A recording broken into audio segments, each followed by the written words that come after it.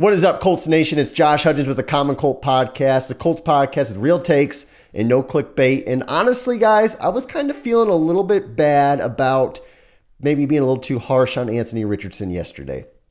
Right after the game, I went in and said that he was not the answer.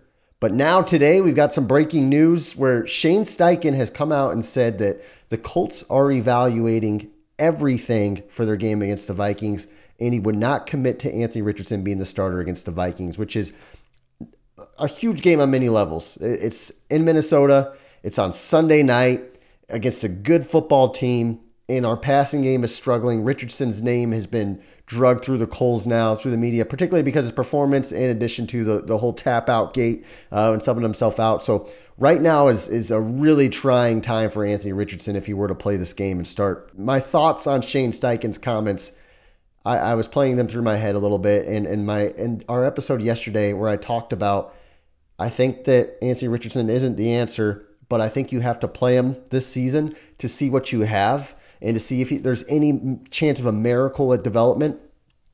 I've changed my tune on that. I still don't think he's the answer, and now I don't think you start him for the rest of the season.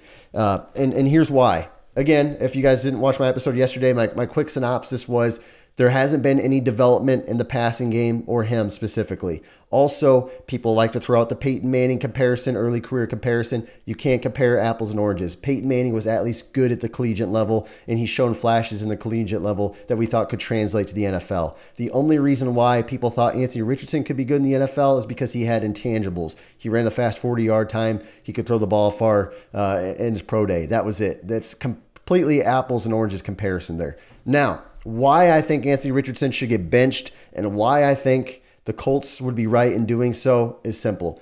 If we bench him, we're saying he's not the guy. Or we're at least saying he's not the guy for this season, and maybe he can watch Joe Flacco and learn, and you bring another young guy in to compete with him next year. But the problem with playing him is you are losing your locker room if he continues to struggle. There's people on this roster, and I just watched an interview with Ryan Kelly today that said he had a tough conversation with Richardson about subbing himself out and how that's not up to the standard. Ryan Kelly, Quentin Nelson, you got to think about DeForest Buckner, Kenny Moore, the vets on this roster, Jonathan Taylor, veteran running back.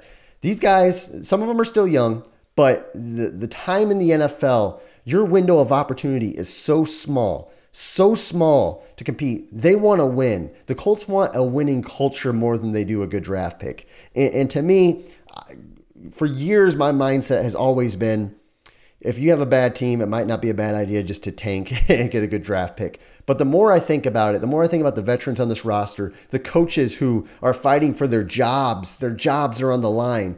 The tanking is not an option. They're 4-4. They're still in the playoff mix. You throw Joe Flacco in there, and they have a real shot at the playoffs. We're probably a 5 or 6 win ball club if Joe Flacco starts every game this season.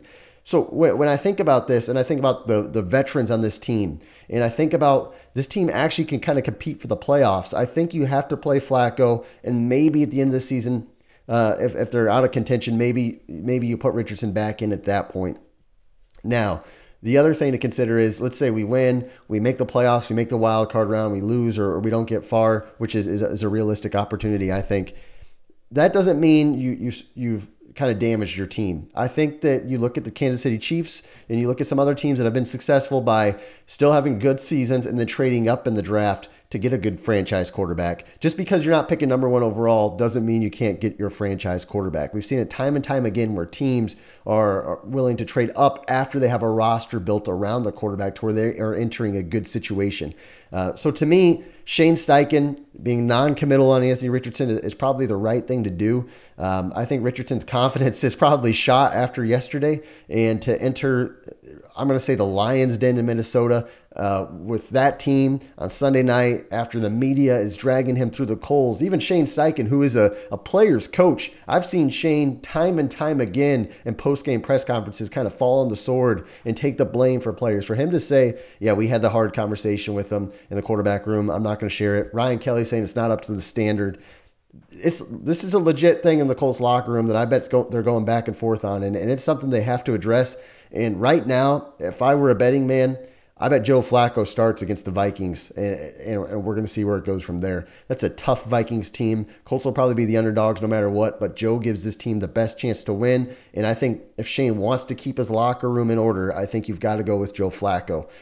Guys, let me know what you think in the comments below. I appreciate you watching this show. And until next time, have a great day.